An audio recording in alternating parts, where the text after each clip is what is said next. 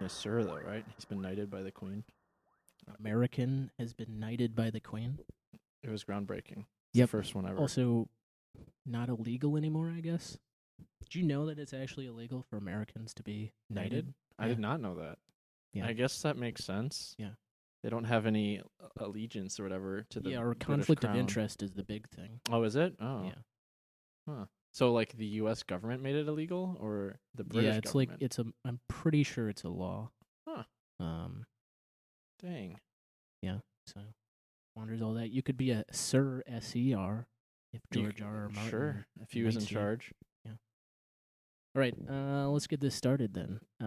Hello, folks. This is How About. I'm Jared. And I'm Kevin. And this episode, we're talking about the 2014 film Foxcatcher. It is directed by Bennett Miller, stars Mark Ruffalo, Channing Tatum, and Steve Carell. Carousel? Yeah. The IMDb description is U.S. Olympic wrestling champions and brothers Mark Schultz and Dave Schultz join Team Foxcatcher, led by an eccentric multimillionaire John DuPont, as they train for the 1988 Olympic Games in Seoul, South Korea. But John's self-destructive behavior threatens to consume them all. Nice reading. Yeah, thanks. No errors there. I mean, that was the first time that I read it. I just copied and pasted it. We've got lots of preparation. Yeah, in we're this the most podcast. prepared. The It's most written by professional. E. Max Fry and Dan Futterman. Yep. My boy Dan Futterman. Yeah. I don't actually know either of these I feel like two. he's written some other stuff. I'm not I'm sure exactly he has. sure. I'm sure both of them have done other things. Yeah. But I found this film because I really enjoyed Moneyball, which was also directed by Bennett Miller, and I just at the time took a note of that and saw that he had another film coming out, and I didn't watch it in theaters. So I remembered how I watched About Time, and this was the same deal, is that I saw the trailer for it. It looked cool, didn't see it in theaters, but then bought it like soon after it came out on You bought it. iTunes or whatever. Yeah. Cool. Yeah. So, Supporting the industry. And yeah, in part because Bennett Miller was directing, in part because it was like Steve Carell's first big, really, Drama role.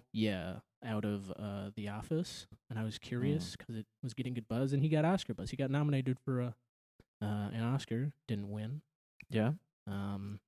Yeah, and I I like didn't know that Channing Oscar. Tatum and Mark Ruffalo. Mm-hmm. They're both good, and I think they're great in this movie. Yeah. I agree. You Yeah. told me to watch this movie so that we could talk about it. Yep. So I did. You don't sound very enthused. What are your first thoughts? It's a good movie. Yeah.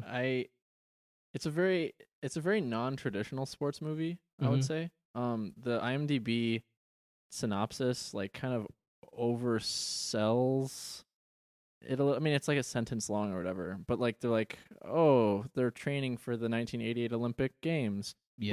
Which is technically true. Yeah, but it's not about the sports. Yeah, building. it's not a Just which is this is why I think the movie is interesting. Yeah.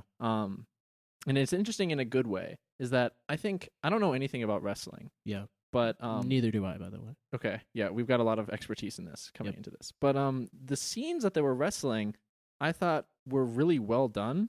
Yeah, they Like, appeared that way. They were well composed at the very least, very well shot. Like, I don't know anything about wrestling technique. Yeah. They could have been Mark Ruffalo and Channing Tatum or whoever their stunt doubles were. Could have been like total schmucks. I think they did most of their own wrestling, and I'm pretty sure Channing Tatum actually was a wrestler in like, high school and stuff.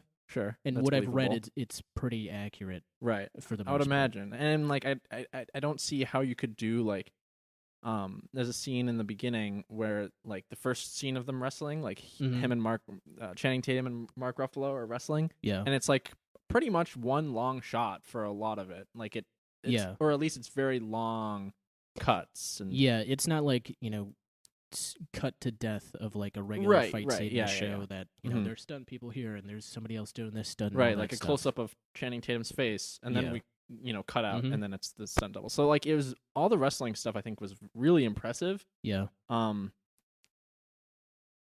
But it wasn't even really like it's not about that. Just like right. Moneyball isn't really about the baseball playing of the baseball team. It's about the whole Moneyball situation of that management, which I enjoy. Like again, same thing about the sci-fi that's like not full-on sci-fi or time Mhm. travel stories that aren't about those specific genres that they're in. Mm-hmm. I enjoyed that this was a psychological thriller, really.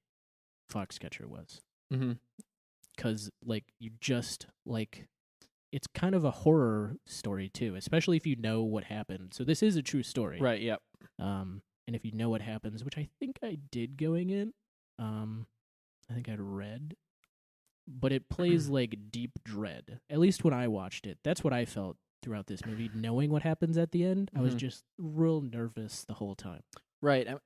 I generally have that feeling while watching sports movies in general. I don't know if I don't know if I talked about it on Mike last time. I think maybe we didn't. I think it was after we cut it. But I was telling you after you told me there was a sports movie that I'm constantly waiting for someone to be brutally injured in their athletic endeavor or someone to die. Yeah. And so I kind of always go into that feeling like, someone who's going to fucking die, who's something going to terrible something terrible is going to happen, because that's what creates, beyond, the athletics. Yeah. And That's also what makes a creates, good sports story is that somebody Right. overcoming something or a team overcoming some big Mhm. barrier. Yeah. And usually it's a tragedy like that. Right. Which is interesting because it doesn't really care about the team overcoming, this thing and making it to a tournament or making it to the Olympics, Yeah. because they just kind of forget about it, because they're like, Channing Tatum's character is very uncomfortable by Steve Carell,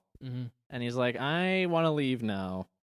Yeah. And then he does. And it's more just the descent into madness for Channing Yeah. Tatum's. Right. Yeah. Um, It's a very sad. Yeah, it's sad a real bummer story. of a movie. Yeah. It's not happy. Which I was nervous about picking another real downer. Yeah, we have not done a good job of. I mean, I guess About Time is pretty uplifting. Yeah. But I'm gonna just say in- you haven't done a good job of picking some happy movies.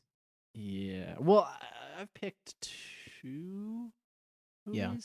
And then Alien was a Alien third was choice was a different thing. Yeah. Yeah. So yeah. um Yeah, this time watching the movie, as I said, I was Right. just dreading the ending. mhm. Real, like, every turn. Like, I knew how it ends up, but I Yeah. still felt, like, uneasy. Which is how I felt watching it the first time. Like, Mhm. something is wrong here, and nobody's doing anything about it. Right. Well, I mean, Channing Tatum does do something about it. Yeah, he but leaves. but then his brother is stuck there. Right. So, So, like- I guess we didn't really mention what actually happens. Steve Carell is playing John DuPont, Yeah, who he's is one of the richest people in America, right. and he loves wrestling. He loves and he wrestling. wants to spite his mom, so he decides to start Team Foxcatcher Yeah. and get all the wrestlers there. Mostly, he wants Mark Schultz and Dave Schultz. Yeah, mostly he wants Dave Schultz though. Is that Mark actually- Ruffalo's character, I mean, that's true, and but he doesn't- also wants Mark Schultz to like get this set. But doesn't he contacts Mark Schultz first? Though, Yeah, because right? I think Dave Schultz would. Had Dave Schultz already but he doesn't know that. I think it felt implied to me that he had reached out to Dave, and he just like got nowhere with him. I don't. I mean, I feel like am that's not why sure about that. he- I think that he just went after Mark first, and then assumed that his brother would come with him. Yeah, and they but I would think he thought the in was Mark to get Dave. maybe, but he seemed very astonished that Dave didn't come with him. So I mean, I don't know. Anyways, initially it's just Mark Schultz at this training facility. Mm-hmm. And then his brother eventually comes with. Yeah, Um, but during all of this, John DuPont's like a weird, yeah, kind of he's standoffish, very socially awkward, right, rich guy right, who doesn't know anything about wrestling and then pretends to like coach people. yeah. He He knows very, very little about wrestling. Yeah, he just does a lot of stuff that like makes you uneasy. Right. And is yeah. really He's just creepy. like a creeper. Yeah. Which, so the other part of this is after watching this and then going back and watching The Office, it changes Michael Scott for me. Because like- Michael is less awful than Yeah, John DuPont. because Michael isn't like malicious at any time really, Right. but John DuPont is. But they also both have the kind of similar social awkwardness, Mm-hmm. kind of just it was very uncomfortable for me to watch this. For one thing, Steve Carell already has a huge nose. Yeah. And they gave him an extra huge nose in this. The nose makes the character. Yeah, for sure. And like it makes him look much more similar to the real John DuPont. But at the same time, it was like watching a like twisted or perverted version of a person that I like am really close to do horrible things. Yeah. Because it is like I haven't seen much of Steve Carell stuff outside of The Office. I mean, I guess I've seen like The Big Short. Yeah, but he doesn't play an evil character. Right, he doesn't play an evil character. In this, he's like, and again, it's like hard to call him like evil. He's definitely just like sick in the head. Yeah. Like, and he's like sick, and he's like a psychopath. Yeah, and he gets no help, and nobody offers. Yeah, any, no, like, because real. Right. And it's because like he doesn't really have a clear cry for help. Mm-hmm. In the movie, there's not like a point where it's like, oh, someone could have saved him and then ended up saving. Spoiler alert: Dave Schultz gets brutally murdered. Yeah, in front of his wife. How? I mean, so you knew nothing about this story, right? Yes and no. Okay. So initially, I knew nothing about the story, but I knew so little. Did you pause it midway through to look up? I did. Oh, no. Because I was like, oh boy. Because I was watching it, and in the first like 5 minutes, I realized within like the first couple scenes, like, oh, has to be based off a true character. Yeah. Because no one would make a movie like this. Well, it says based on real events in the beginning. I'm sure I didn't see that. Jesus. I was like, fucking around, doing something, getting my laptop and my notes ready, because I take notes. Mm-hmm. So I literally did not, legitimately did not read that part. Yikes. But yeah, the movie was playing out, and I was like, okay, this has to be based off a true story and a true character, because no one would make a movie like this about. Yeah, it's too specific. From fiction, right? Complete fiction. So then I paused it, and I was like, oh, Mark Schultz. And I was like, oh, brother Dave Schultz. Oh, deceased. Uh-oh. Oh! And then I was like, oh, that's sad. Yeah. And then so I knew that was going to happen. I actually didn't think it was going to happen in the movie. Yeah. It was going to be one of those like postscripts, like Dave Schultz was killed in such and such. Right, Mark yeah. Schultz I thought that might happen. Yeah. Because, well, in the very beginning of the movie, like this woman is signing a check, and she writes 87. And I learned that he died in, I want to say 1990. Yeah, a few years later. It was a few years later, and I was like, oh, that can't have, been the same. In the same story? In the same story. Yeah. Yeah, he dies in 96. So then I was like, okay, they're not going to do 10 years. Yeah. And then, or 9 years, and, they do. Yeah. Because the timeline is very, there's lots of jumps in time. It's not. Yeah, it's not really a biopic either. No, it's not. very much the Foxcatcher story of all of these people's lives. Like, we don't get any background except for, and I loved the little movie about the DuPont family. Yeah, that was great. That was so funny. The richest family in America. Yeah, and also like all the guns firing all the time. Right. Just like what? Yeah, because they had made their fortune. Yeah, I think making ammunition, not weapons. But they made ammunition, and then they pivoted to a chemical company. Yeah. Yeah, it's great. How do you feel about? I really enjoy movies that from the minute go they start like with music playing over the titles, based in the movie, not based in whatever the titles are. How do you feel about that? Do you care? I think it sets the tone. It can set the tone very well. Yeah. And I think this movie it did. Yeah. This movie actually has like very little score. Yeah, it's pretty minimalist. Again, I really like this score though. We keep watching movies with very minimalist scores. Yeah, About Time. Hello. Yeah. It wasn't a minimalist score. It was a maximalist score. No, but like soundtrack. Yeah. Yeah, I know what you mean. Yeah, a lot of quiet. I picked movies. this because I thought you might enjoy it. I did enjoy it. Okay. It was just a very and I think I enjoyed it more because it was like non-traditional. There's not really like a happy ending at all. Yeah. Yeah, it's good. And I enjoy Bennett Miller's sensibilities, like directorial choices he makes, like the long take of them wrestling. Right. Like Like I the assume movie. he asked them to do training for. Oh the yeah, I'm wrestling sure and they stuff. had to have if they were actually doing the wrestling. Like Yeah, but also making it not a focus. Like one of my favorite parts of Moneyball is that when they play the baseball, they either use footage from actual games or it's in that like kind of strangely lit, very stage like kind of cutscene sort of for watching single plays or stuff play out. Right. Yeah, they never ask their actors to like throw actually a ball go really. play a baseball game. Yeah. Right. And I really enjoyed that because first he understands that actors are going to look terrible doing that stuff. Right. Yeah. And I mean, second, either you cast like a bunch of actual like minor leaguers. Yeah. In which case, that. you're not going to have a good movie. Yeah. I mean, it depends, right? But Yeah.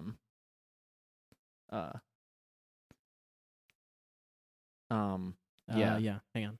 I think that's her phone. Yeah. Someone left their phone.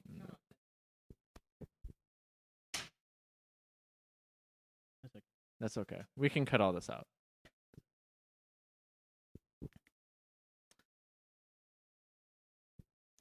Yeah. All right. Anyways, what we were saying, yeah, he got Channing Tatum and Mark Ruffalo to look like they know what they're doing, and like maybe they do, like legitimately. I think what they're doing. They certainly were convincing. Yeah, definitely. It's not and like especially like so. Yeah, my other part of that is I think this is such a performance-based movie. Oh, definitely. Yeah. That like so not only was it Steve Carell's first dramatic role, it was also Channing Tatum's first like serious role, taking on a lead character and like going kind of method a little bit, which he actually kind of did go for method. sure. Yeah, I have in my few notes I talk about how he like walks around. Yeah, it's very deliberately chosen, like, and it's how very he's... wrestlery. Yeah, too. yeah. Like that is how wrestlers are so like tense and very muscly and just like all the rigid. muscles. But also, so Channing Tatum especially, I thought, displayed the like intense focus and like kind of single-mindedness drive that I think a lot of sports athletes have, but I think wrestlers especially seem, from what I know, and just seem like very focused, very like intense and kind of single-minded. And I think he expressed that really well. But my favorite though is Mark Ruffalo literally looks like a different person when he moves around. Like especially that first when they start wrestling, which is such a great scene. And I think he was Bennett Miller talked in a Hollywood Reporter has a roundtable for Oscar nominees or potential Oscar nominees, and he talked about like that Mark Ruffalo came to set and he like physically is such a great actor, and he just talked about that. And then the next time I watched the movie, I really noticed that. Yeah, and I thought, he looks like, and I don't mean this derogatorily, but he looks like an ape. Right? Yeah, definitely. Like, he's not trying to like look like how humans look when they walk, but he's just all muscles, all tense, all like, ready to go. Yeah, and it's really cool. Yeah, definitely. And did you notice that like Channing Tatum like gives himself a little bit of an underbite? It looks like. Yeah. And then I was like looking him up. I think that was it. He was standing. I remember specifically he's standing in line, like buying something. Yeah, at the grocery store or whatever? It was at like a restaurant, a fast food thing. He's like going to eat a sandwich. Oh, yeah, after he makes the speech and he eats all those hamburgers. Right, yeah. He's standing in line. I'm like, why does he have an underbite? Yeah. And then I was like, okay, this guy must be real. And then so I looked it up. Yeah. And the actual guy like has a bit of an underbite. Yeah. And it's like crazy like how well he did that role. Yeah. And how, he really embodied that. Like not just like you can talk prosthetics and stuff to like, Steve Carell's nose to make him look like a different actor, but he also performs as a different person, which I think is so great. But also that hamburger scene was another where I saw the focus of him. Like he's like, I'm eating a hamburger. Hamburger. Right. Just like so focused and like, I don't know how any way other to describe it than like single-minded, like just drive, efficiency, yeah, and but eating a hamburger. Yeah. It's like other people would be like, on their phone. I mean, he didn't have a phone. But at that point, yeah. But he's not like, he's so intense, too. Yeah, while he's just sitting there eating. Yeah. There's a lot of intensity. Yeah, so great. I also liked at the beginning, I thought it was funny that, first off, a gold medalist goes and gives a speech to some high school, and second off, was it a high school? It looked like an elementary school. Weren't the kids really It might young? have been an elementary school. I don't remember. Maybe a junior high. I don't know. Something like that. I don't yeah. recall. Yeah, I guess I just thought it was a high school, Mm-hmm. like his old high school or something Right. like that. Right. But yeah, first off, that gold medalist has to do that, which is a Right. part of the sort of hypocrisy that Mm-hmm. John DuPont gets the brothers to buy into to Right. kind of trap them at Foxcatcher. Yep. But also that it was supposed to be his brother, and his brother's just so much more of a people person and knows how to speak to kids. And his speech is all like, "I did this on my own. I worked hard." Talk about wrestling. Yep. And America. And how it changed my life. Yeah. Just like so cliched, sort of jock. And just like terrible. Yeah. And then he only got $20. Yeah, that was so that was sad. the saddest thing. Yeah. Like they're signing this on a check, $20 check. I mean, like back in the 80s, like it was a lot more money, obviously, but Yeah. like maybe $50. it's still just very sad. Yeah. So that whole movie was very sad. Yeah. And it's a it real bummer starts of a off movie. with a very depressing speech in front of a bunch of 12-year-olds. Mm-hmm. And then he goes and gets beat up by his brother. Yeah. Which, yeah, again, that scene is so great. And Right. so this director's roundtable that Bennett Miller talked at, he said that set the tone for the whole thing. Like, I think that was supposed to be later. That skirmish was supposed to be later, but he thought he just watched it and it was such a perfect sort of encapsulation of the relationship of those two, and also them as individual brothers, like what their differences are, and like also no dialogue or anything. Mm-hmm. Yeah. Which is great because it's a movie and you don't have to have dialogue for everything. You don't have to have constant talking. Yeah. There's pictures that we can look at. Yeah. Yeah, and it's a very quiet movie too. Yeah. For sure. Which is again sets the mood, sets the tone. Mm-hmm. It's great. Really enjoy it. Yeah.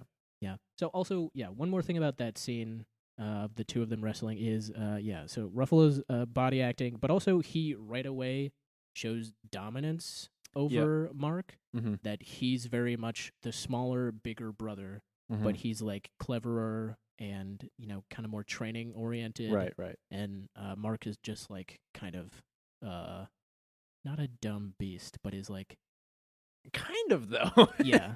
Like again, I don't mean that. Right. Like, he doesn't. Yeah. Even throughout the movie, he doesn't like exhibit a lot of like intelligence. I guess, yeah. Or cleverness. Yeah, no, like very little cleverness. He has self-awareness for sure. Yeah.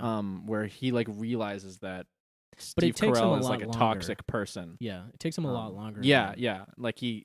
Like from when Dave shows up from the get-go, Dave's like, I don't like this right. John DuPont guy, Mm-hmm. which is a part of what sets John DuPont off. Right. Yeah.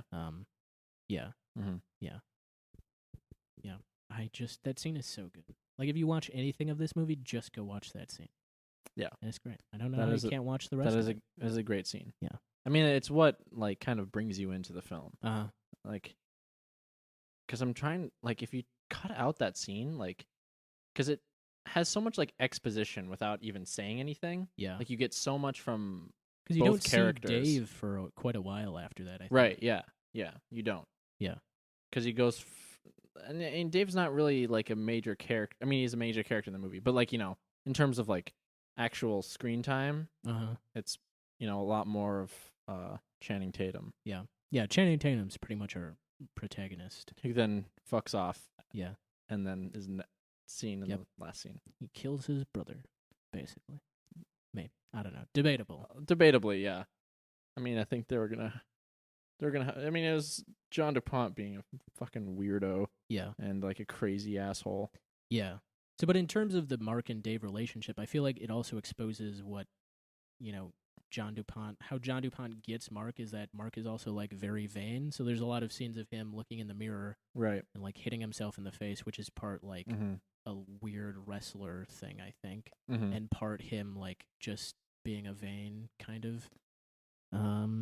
I mean, I don't know. Concerned about his appearance, not just physically, but also like in terms of how good a wrestler he is. Right. Yeah. There's a lot of like he seemed to have a very fragile ego, a very unstable like mentality. Yeah. Where because he doesn't get any emotional support from his brother, really.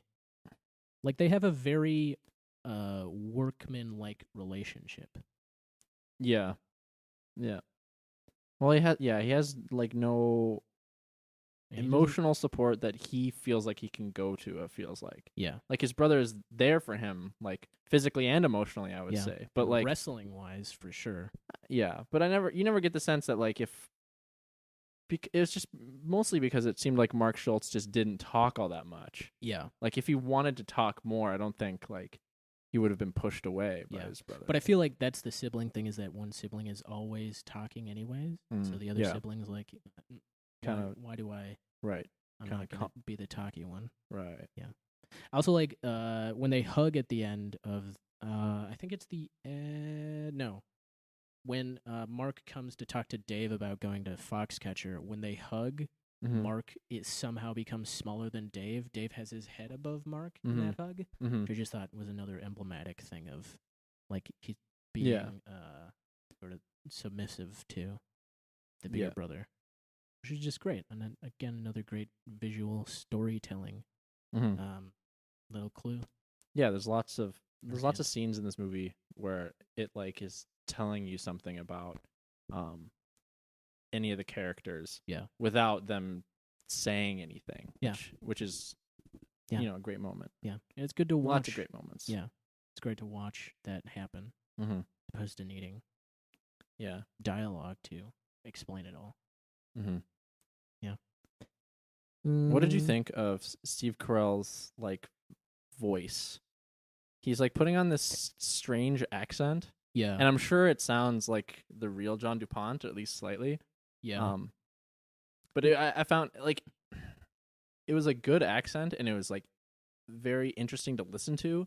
Yeah. But it was also kind of distracting because and I think it's because, like his nose is so huge. Yeah. And I'm like, this is Steve Carell, but he looks weird and he sounds weird. And it made me just want to go watch The Office. Because we've heard Steve Carell talk so much in his regular Steve Carell voice. Yeah. The first time I really liked it because it made him such a different character, and he kind of disappeared in that character. This time I saw a lot more Steve Carell putting on an accent. Yeah. Right. It's sort of like, and I think it's just the problem that like we've seen hundreds and it's hundreds the of hours watching an American put on a British accent, or somebody who's British. You've heard their British accent put on an American accent, like the Doctor Strange. Yeah, and how like you just like it's low-key terrible for it you is to pick apart like similarities. Like between, it faltered right there. Yeah, because I've heard him use that vowel sound or that mouth shape or whatever. Yeah, exactly. Yeah. There's a great. Have you seen this YouTube video? Wired does a like. Oh yeah, the accent breakdown. Yeah. So there are a couple of those, and they're both really good. Yeah, I've seen both of them. Yeah, I don't think is Steve Carell's Foxcatcher voice in it. No, it's not. Okay. I'm just like generally. Yeah, I really enjoy that because he talks a lot about like how do you make how do you make different sounds accent? and like what sort of like how your tongue has to be and stuff like that. Those are interesting. That's great. So everybody else check that out. It's a Wired like art of accents or something like that. Yeah, accent expert breaks down something famous accents from movies or something like that. I don't remember. But about Steve Carell and accents, have you seen The Big Short? I have. Yeah. Yeah, he does an accent in that movie too, where it's like does he? He does a little bit. It's like more of like a New York accent. Oh yeah. And it's it's also distracting. Yeah. It's like the thing is though is that like I love listening to both of those accents. Like the one in Foxcatcher is distracting, but I love listening to it, and it like draws me in, and I like want to hear him talk more. And but I think it's because I'm like, this isn't Steve Carell. This is like not his voice. Yeah. Right. And so like I want to hear more so I can pick it apart like internally. Yeah. And it was like that with his accent in The Big Short. It's like, yeah. Where's your real accent? Yeah. Start talking normally. Yeah. Hang on. I want to see how this transformation works. Right. Which is a part of, again, why I think it's such a great performance-based movie. Yeah, because it's not, I guess, I don't know. It's very apparent that all of these actors are doing performances, but that doesn't draw me out of the movie very much. Yeah, like, I think sometimes that does. Like, right. Especially if there's one particular actor who's doing a very character-y sort of stuff like that, and nobody else is. Yeah. That's distracting. But in this one, I just kind of wanted. I like to see the craft. Right. Maybe that's not great, like as an actor, to watch that, to see craft too much, sort of on the forefront. But I really enjoyed it, especially at the time, and then now, like having watched more and kind of knowing more about actors and how acting works a little bit. Mm-hmm. I don't know. Yeah, I mean, I think Channing Tatum's performance, like his whole performance, is wonderful throughout the whole movie. Yeah. And like it was never like he was clearly like completely in the character. Yeah. And that was never his performance. I didn't think was distracting at all. Yeah. But also, I think he's probably the best in part because also we haven't seen a ton of Channing Tatum. So first, for sure one part is we've seen so much of Steve Carell. Yeah, both of us have definitely watched all of The Office, and he's multiple times. Yeah, you know, more than 50% of all of the episodes basically is like him talking. Yeah. And so, you know, having it's the Neil Patrick Harris problem. So Neil Patrick Harris plays a right. part in. Did you say that you watched the series of unfortunate events? I did. I watched. Yeah. So yeah, he sometimes does the same things he did, like either vocally or sort of joke structure wise, as Count Olaf as he did as Barney Stinson.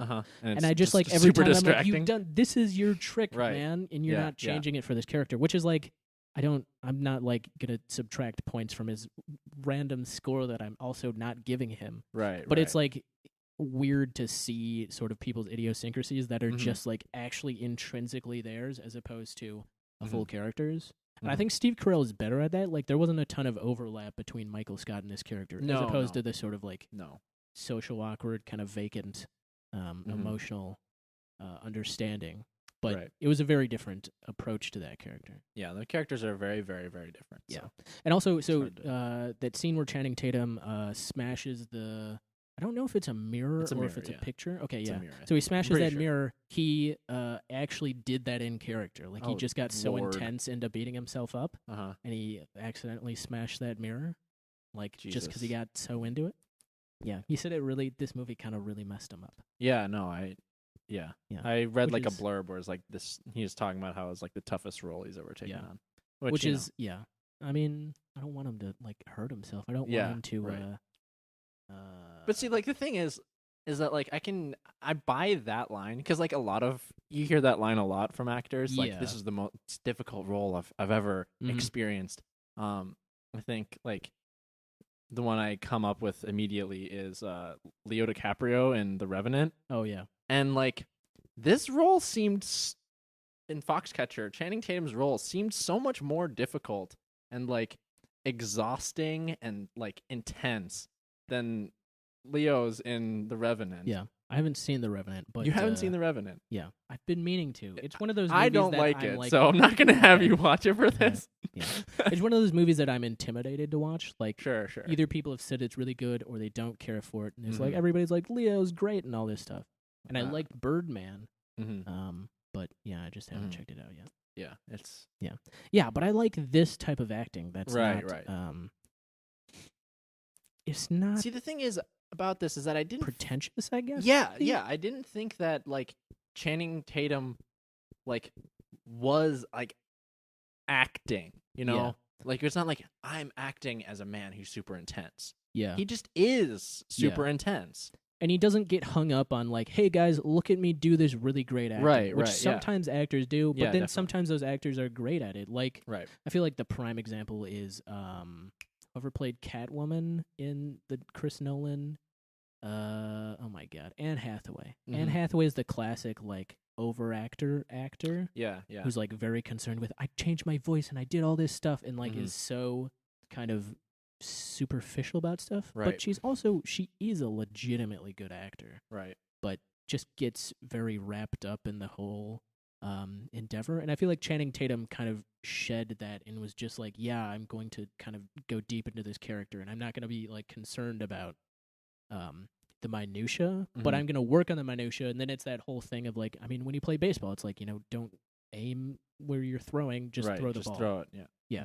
Yeah, and that it seemed so much more natural than like other actors and other intense roles like that where they're like, oh, I am this character. Yeah. And even Ruffalo, like his whole body movement, I feel like somebody else could have really overplayed that and could have made it very goofy. Yeah. And like you know, like maybe like kind of Jim Carrey like. Yeah. That Jim Carrey like is very big to be big as opposed to be big to be a part of the character who's big. Right. And like he just likes to stretch his face, and he doesn't like to. And I mean, sometimes he does like actually do kind of in-depth character work, but yeah. I don't know. Yeah, it was just. I mean, it was just a joy to watch these three actors Yeah. kind of stretch themselves in ways. Yeah. Although Mark Ruffalo is very much a character actor, and this is what he does. Yeah, it's great though. So much fun. Except not that much fun. Oh, yeah. I would say it's not a fun it's awful movie at all. and horrible. Yeah. It's a very This is another one of those movies that I think I only watched it the one time, and I'm like, I am okay watching this once because that was intense. Yeah, it's not a movie I will go out of my way to watch again. Yeah. Because like so much of it is like just like low key uncomfortable. Mm-hmm. And partially it's because like Channing Tatum's just not talking very much. Yeah. And so like, the main character sort of like is, you're supposed to connect with that character in a lot of movies, and like they're kind of guiding you through the story. Yeah. And you're like following along with what's happening to them. But he's just not saying anything. Yeah. And it's hard to connect with him. Yeah. And he's just getting like upset, and then it's like very uncomfortable and engaging at the same time to like watch this unfold. Yeah, it's like as a kid, have you ever been at a friend's house and their parents start yelling at them for whatever reason? You're just like, oh man, it's like this is really can uncomfortable. I go, please? Right. Yeah. So it's like that for the entire movie. Because also like you're supposed to connect with him, but he's also a very cut off person to everybody else too. He's he's a very quiet individual in the film. But I still felt like I did relate to him a lot, even though he's like trying his best to kind of obfuscate who he is as a person. Yeah, it's interesting. I liked. What do you think about this scene where John DuPont walks into their practice for the first time, and he's been shooting with the cops? Which also, like, how weird was that he was like a sheriff's deputy type thing? Was he a sheriff's deputy? I'm pretty sure. Like, are you the sure police. I thought like. Well, so the police loved him because he had a bunch of weapons and like, a bunch of like assault gear and stuff that he bought for them. So, I mean, it's that classic, like, a rich person donates a bunch of stuff, and so you tolerate them because they're giving you a bunch of stuff. But yeah, so he like has a shooting range and where the police shoot. Yeah. And he brings that gun to the practice, and he just fires it in the air. Yeah, and then walks away. That was where I started getting really nervous again, watching it the second time. Yeah. Well, because like when you know what happens, and even I was like, "Oh Jesus Christ, it's gonna happen in the film." Yeah, and then it was a very awful scene. Yeah, just like hard to watch, and then also it being a true story makes it so much worse and awful that Mark Schultz or Dave Schultz actually was murdered for no reason. Yeah, for like. Yeah, and I feel like a part of it is that John DuPont is like kind of uncontrollable and untethered. Like there's nobody to check him when he does stuff a little bit insane. In part because he's so rich and powerful, but also in part because he just doesn't. There's nobody else who connects with him, which is what made that story about his mother paying his best friend so heartbreaking. Because like then that just sets the tone for the whole thing, right? And it's also what he's doing to Mark is he's paying Mark to be his friend, sort of. Yeah, he's paying him to be like his friend and like also star athlete. Yeah, and also his racehorse. Right. Yeah. Which is messed up. Yeah. So then there's also that scene where John DuPont enters that like 50s and up wrestling contest. Jesus Christ. Yeah. And they pay the guy to lose, right? And I could see this time especially. I saw the guy just like giving up. Right. Yeah. As, I was Steve watching that. I was just like wriggling all over him. Right. Yeah. And the guy's just like, oh boy. Okay. Yeah. So I saw that. I was like, that's a weird face for that guy to be making. Yeah. And then like you see the head of security like hand him some cash or something. He hands him something, and I'm like, wait, did that actually just happen? Yeah. And I didn't want to go back to try to rewatch that scene, but like he was paid off. He was literally just paid off. Yeah. And also I liked that we see Mark see that moment. Yeah. And he's just like, oh my he's God, like, what have I done? What? Yeah. I liked I liked that Mark with the frosted tips. That was great. Yeah. It's kind of gross. Yeah. When he was like all addicted to cocaine. Yeah. So good. That was very sad. But also terrible. Yeah. Yeah. I liked Steve Carell's line, most of my friends call me Eagle or Golden Eagle. Right. That was great. Yeah, that was like in a different movie. Like their friendship could have been very charming. Yeah. If it was a completely different film. Yeah. In Not this, it based was on- awful and And this it was unhealthy, awful and uncomfortable yeah. and toxic. Yeah. Um, Especially the casual way in which DuPont hands him the cocaine in the Mhm. helicopter. mhm. Yeah. And that starts him off. Yeah. Man, what a crazy guy. And that guy was real. Yeah. He was real. He was oh, man. Yeah.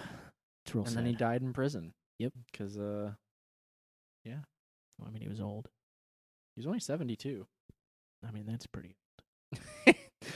So I liked, I liked when he went and he showed off Mark to Yeah, to all the his rich people. quote unquote friends at that fundraiser. All the rich people, yeah. Have you Yeah.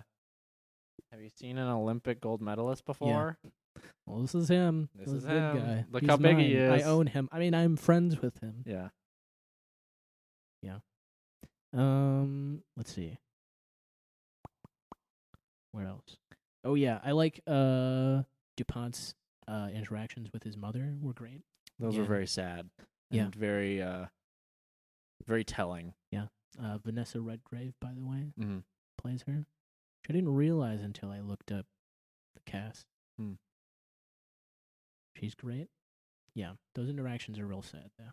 Mm-hmm. Sets the tone for the psychological thriller aspect of all of this. Is that Right. that's why he's broken, Mm-hmm. or a main reason why he's broken, like this. He ain't whole, that's for damn sure. Yeah, there's Yeah. something deeply wrong. Yep. So I like after a while, John DuPont really wants Dave, and he calls Mark, "You ungrateful ape." Mm-hmm. That was great. That was very mean. Yeah.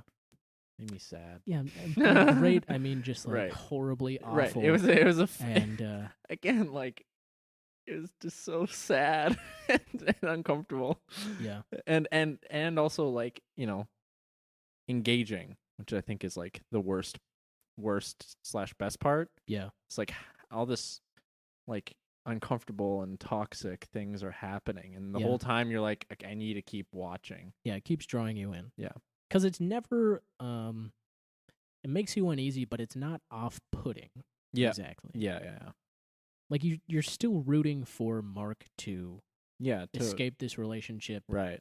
and go win that gold medal, Yeah. which he doesn't do. Which he doesn't do. Yeah, in part because so that's kind of the descent into madness for him of realizing who John DuPont is and what he's doing, Mm-hmm. and then so he eventually does get Dave to get there. Mhm. John DuPont gets Dave to Mhm. show up to Foxcatcher, but then also at that point, Mark is having none of Yeah. anything John DuPont does, Right. and so in his training, he rejects Dave, and Mm-hmm. then Dave kind of becomes the poster child a little bit, which Mhm.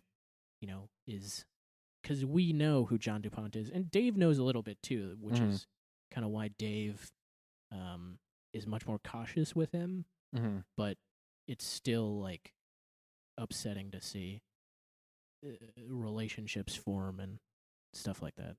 Mm-hmm. So then they go to the Olympic trials, and Mark loses his first match, Mm-hmm. and then he eats all that cake and other food and stuff. Mm-hmm. And then the crazy part, hang on, I got this down. So eventually Dave busts down his door, and he Yep. sees what's happened, Mm-hmm. and like they cry together. Yep. And again, it's another hug. Mm-hmm. Or Dave holds Mark, again, Mhm. another sort of like him being the physically superior, Mm-hmm. smaller guy.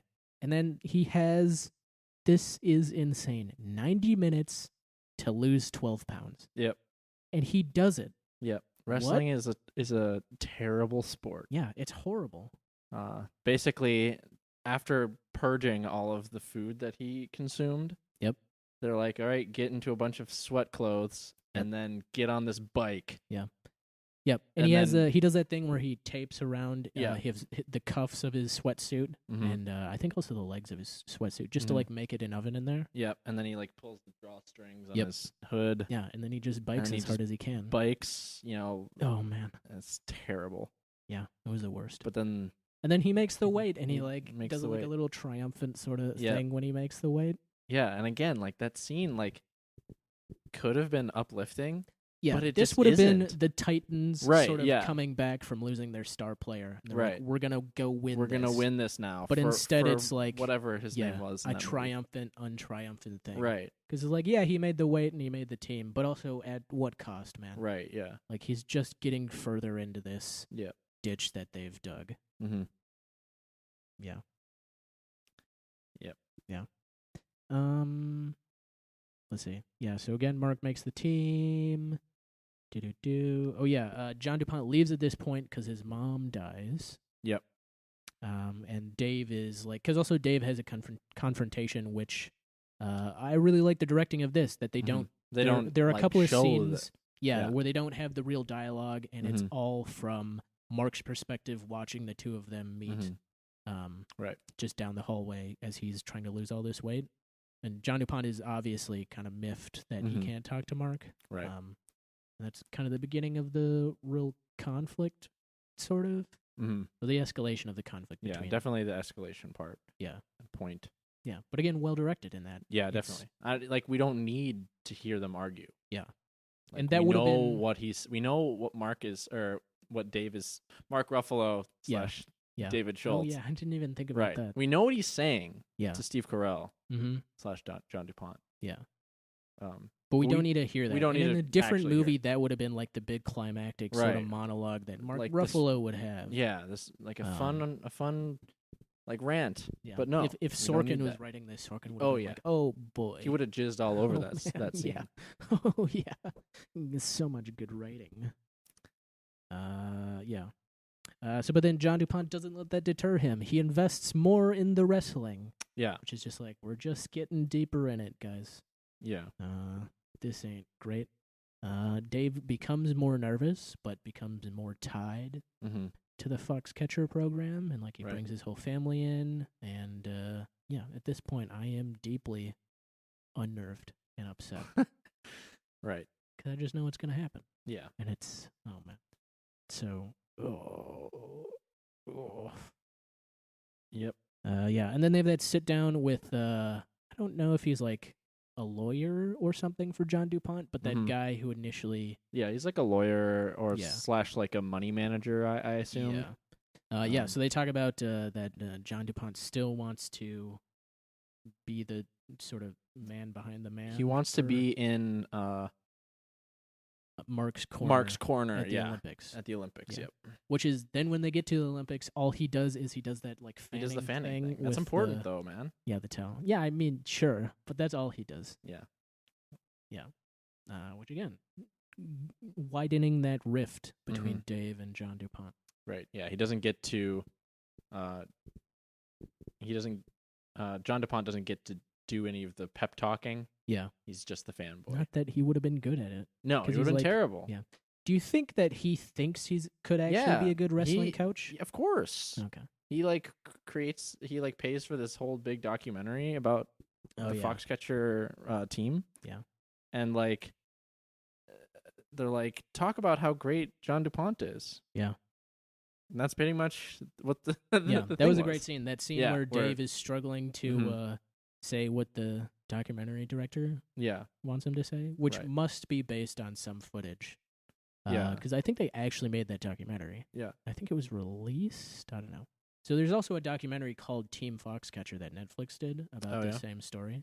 I haven't watched it yet, in part because this was just such a bummer of a movie. Yeah, I think I would prefer seeing it dramatized and stuff like that, so I can like enjoy like all the performances and stuff like that without not so real. Yeah, I think knowing where it's going would just give me like a sense of dread and doom. Yeah, if just uncomfortable. Right. All if the way like through. As like a documentary, obviously there's like you're kind of dreading it and it's tense. Because you can see where it's going and stuff like that. But yeah, it's not as real and as it's not as like real. I want to know background of this, but I don't. I don't care I would enough. skip the final episode, I think.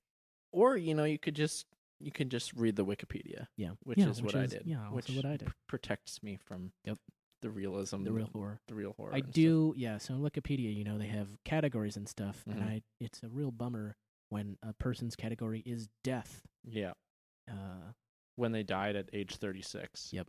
Leaving And then, behind a wife and 2 small children. yeah, boy, yep. Just such an uplifting story. Just like pop this in on a Friday night, Yep, watch it with your loved ones, and have a good time. and feel very sad. Yes. Yep. Then you got to pop in an episode of The Office and be creeped out by that. I kind of wanted to watch The Office after this. Yeah, you should. I should have. Because I watched it, I feel like the next day, because I Uh-huh. was just like in the middle of a rewatch, Uh-huh. and I was like, I don't like Michael Scott anymore. There's something wrong with Michael is him. always smiling and happy, though. Fucking John DuPont never smiled. And it's Yeah. just creepy as shit. That's true. I mean, he smiles a little bit when Yeah. good things happen to him, but it's like, this is so creepy. Very upsetting. After Mark loses at the Olympics, John DuPont goes and visits Dave on a random Sunday wearing like a revolutionary coat out of nowhere, which is, watching the movie, a prelude to exactly what happens when he goes and he murders him. Right. Which is also just like, what is what? Because he's a crazy person. Yeah. Literally crazy. Yep. And then, he comes back and murders him. Yep. Yeah. So, before that, he watches his own documentary. Oh, that's right. Yeah, I forgot. Yeah. And then he pulls a gun. So he gets in the car, he drives the car, and he has like, it's pretty, they don't say, but this is like the security guy is the other person in the car. Yeah, the head of security. Yeah, which is like, I think in reading, he was supposedly somebody who pushed John DuPont kind of in his madness a little bit more, allegedly. I don't know how true that is, but so yeah, in the movie though, he's just sitting in the passenger seat of the car, and then John DuPont pulls the gun, and he asks Dave, "Do you have a problem with me?" Yep.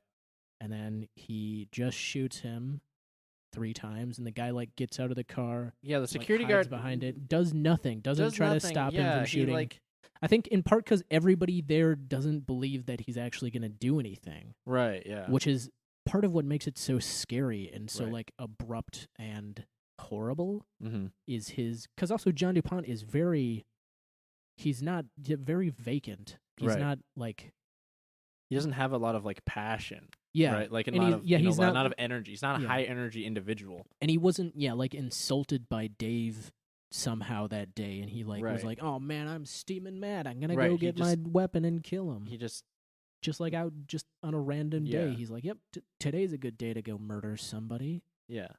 And yeah, so then he just shoots him Mm-hmm. and drives away. Yeah. And then they call the police because they're like, it was fucking John DuPont. Yeah.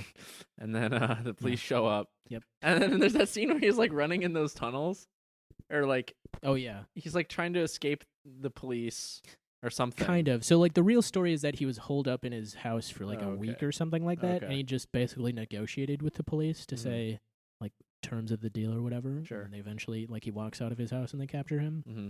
But yeah, wait, hang on. Before that though, there's a little piano solo that plays as John DuPont drives away and Dave dies. Mm-hmm. That was just real sad and real good. Yeah. I enjoyed it. It was very sad, yes. I don't remember what it was, but I remember. It's a very famous piece. And at the time I mentally noted that it was a thing. Oh. I had heard it didn't know before, that. I think. Thought it Maybe was not. original Maybe I'm music. fucking crazy, but I Yeah. thought I'd heard it before. And then anyways, And yeah. then we cut to Mark, who's doing MMA, yep. which he'd earlier No, made wasn't it fun of. UFC? Yeah, UFC is mixed martial arts. Oh, that's right. Yeah. Yep, you're right. Apologies. I know nothing about Okay. the world I of don't either, but wrestling I slash this. know that that's the name of. Yeah. But yeah, they were making fun of it. Yeah, in they the made scene fun of earlier. it. That group of wrestlers was like, "What Yeah. a dummy!" Look at this- his face. Yeah. It's all fucked up. Mark's Even like, though Mark's ears are all do like that." damaged. Are they? Does he have cauliflower ears? Yeah, a little bit, Oh, yeah. okay. I didn't notice From that. like rubbing on the mat, I think. Yeah, probably. Yeah. Yep. Very sad movie. Yeah, and this is so. I've talked about my dislike of horror. Mm-hmm. This is the type of horror I'd rather watch. Yeah, I mean, I'm hesitant to describe it as horror. Yeah. Just I mean, you know what I mean, though. I Like, do. It's scary, very upsetting stories. yeah. It's a very it's very upsetting. Yeah, and it makes you think too, like about human nature and stuff human like that. nature, and also the nature of sports and money in sports and Yep. sponsorships and also rich people and like that whole thing. Like there's so many issues at play here in family dynamics and psychological issues, mental health issues, just like a lot of substance here. Yeah, I really enjoyed it. But again, I guess I didn't enjoy it, but I appreciated it. Yeah, I would say the same. It's a difficult movie to enjoy watching, but it draws you in very, very well. Yeah. You get invested in seeing the story play out. Yeah. What do you think about this? We don't have any expertise and probably aren't qualified to talk about this, but do you think DuPont was a gay man? It's hinted at a little bit, I feel like. I mean, wrestling in itself is very homoerotic, I feel like. I know that he got married and then had it annulled after 90 days. Yep. And he felt very like kind of touchy-feely with Mark often. Yeah, I don't know. I mean, possibly, maybe. Yeah. I mean, it's just kind of comes with the territory of wrestling, I feel like. Yeah.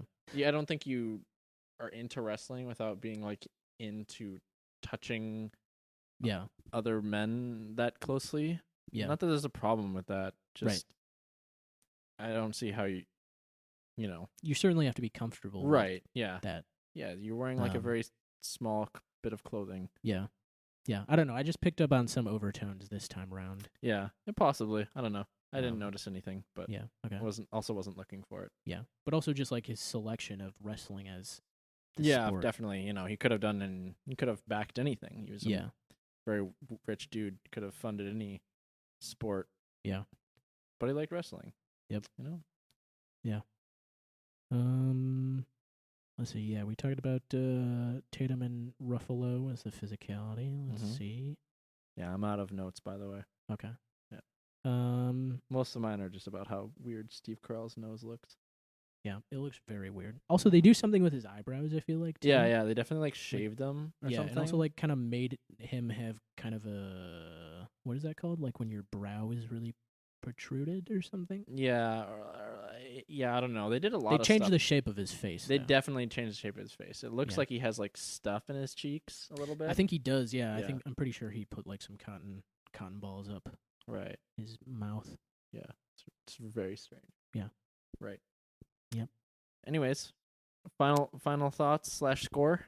Yeah, this is a 9 for me, score-wise, because it's not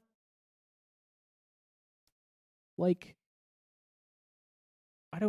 again, like when we talked about the Clovitch Killer, I don't think there's anything else it could have done to be better. Yeah. At this point, it's just about like, for me in particular, I think I would give this like, I'm like kind of waffling between like a 7.5 and an 8. Okay. Somewhere in that range. Yeah. And again, like I think it's a extremely well done film, and I think it's just that I don't know if I'd ever seek out to watch it again. Yeah. And I might even, if someone was like, I want to watch this, I might be like, let's watch something else. Yeah. Even though like I recognize it's a really good movie, and like I was very invested while watching it. Like I can't say I enjoyed watching it per se. Yeah. And it didn't like do anything new exactly. Like all the performances, well, Tatum and Steve Carell are like the two big kind of game-changing performances from the two of them. But yeah, it just didn't like, I didn't leave this film being like, oh my goodness, something magnificent happened. Yeah. Which is what bumps scores up past a 9 for me, which I mean, a 9 is still really high, but right. Yeah, I mean, I think I'm... But also, it's such solid filmmaking, too. Yeah, definitely. You can tell that, everyone involved, like, gave a shit about what they were making. Yeah. It shows, clearly. Yeah, and this was a passion project for Bennett Miller. He originally wanted to make this before he made Moneyball. That makes a lot of sense. And then they're like, nope, make Moneyball first. Yeah. Because everyone likes baseball and numbers. And also Brad Pitt. Brad Pitt. Aaron Sorkin. Yeah, and whoever wrote that book. Bill James. No, that's not the Moneyball book. Yeah, he wrote the book that Moneyball was also written about. Yeah. God damn it. What's his name? I don't remember. Anywho, yeah, and he hasn't made a movie since. Oh, yeah? Yeah. Huh. 2014. He's just resting on his laurels. Yeah. He's at the top. He also recently gave a speech where he said making movies is like so hard. Oh, yeah, I'm sure. And this movie especially, man. Like, I can't imagine. Yeah, being in that headspace for Right. 3+ years to make this movie. Just how exhausting that would be. Yeah. Again, it's just a very well-crafted movie, and Mhm. it shows. So, for a recommendation, watch this movie if you want. Yeah. Don't if you blame listen us. to this whole thing, I think you should go back and check it out. Don't blame us if you get really sad. Yeah. Or it is. feel Yeah, very you got to be uncomfortable. prepared too. Yeah. Like, I don't know how to tell people to just be like, you got to be in a good headspace to watch this. Right. Yeah. But I think it's still worth watching at least once. Mm-hmm. But then you don't See, again, like, you don't have to come back to it. Like, I would watch Moneyball more than once. Yeah, because I did watch Moneyball before I watched so this did again. I watched Moneyball. I've seen it multiple times. Yeah. I just like baseball, but Yeah. like, you know, and they're very different movies in terms of tone. Yeah. So. Yeah.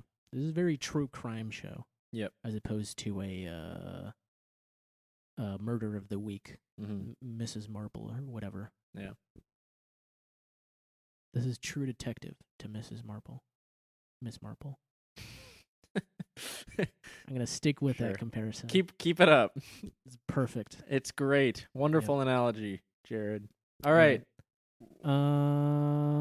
Is it my turn to pick, or are we doing the movie club movie? Well, next? depends on how quickly we put these episodes out. Oh. But so the movie club movie, our next movie club movie, it will be Dumplin', which is the Jennifer Aniston starring movie on the Netflix. But I would like to hear, if you have a movie, what your next movie would be.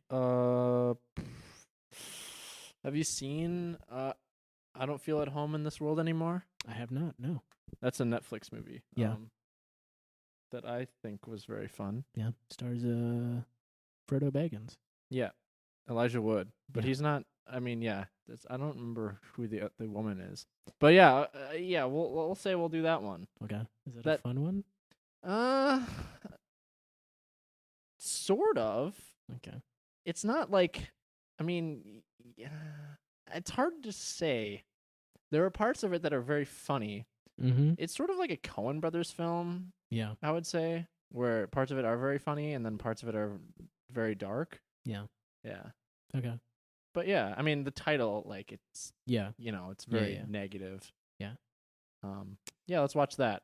All right, cool. We will sort out the order of our movies at a later date. It'll be either that one or Dumplin'. Yeah, they're the title of the episode, so you're going to know what we're going to do. Yeah. Sounds good. Peace out. Wait, hang on. Everybody needs to remember to subscribe in iTunes. You can follow us on the Twitter. Yeah. It's, and the Instagrams. Yeah. Do you know what it is? Do you know what the handle is? I follow both of them. Yeah. On the various social media platforms. Can you tell me what they are? Don't look it up. Of course I can. How dare you suggest that I But yeah, don't if you could subscribe in iTunes, leave a 5-star review. We'll read them if you want us to read them. If you leave us a review. Has we're also left available. Us any reviews? We made Mabel give us 5 stars. Right, but she didn't write anything, right? No. Yeah. They take a little while to show up. But that really helps the show. For racism or tell your friends. They have to be vetted for racism or something. Tell your friends, tell your family, I guess. I don't know. Tell whoever. Whoever you know. Anybody who likes podcasts, recommend them. You can find it on most podcast apps. Are we on the Googles now? Yeah, we should be on the Googles, I believe. Cool. Okay, great. Do you know what the handle is now? No. You didn't even look it up. What were you doing on your computer? I guess I don't follow it on Twitter. Oh, my God. Okay, it's How About Pod. HOWABOUTPOD. That's at How About Pod on the Instagram and on the Twitter. And you'll get updated on when episodes come out. We haven't tweeted. That's why I didn't follow it. Yeah. Yeah, I haven't tweeted anything yet. There will be plenty of tweets by the time this comes All out. of the tweets. Yep. Oh wait, are we gonna talk about Xfinity War Part 2? Yes, that's true. Okay. So Yeah, I think our next episode right. is going The to next be will be Infinity War. Part 2.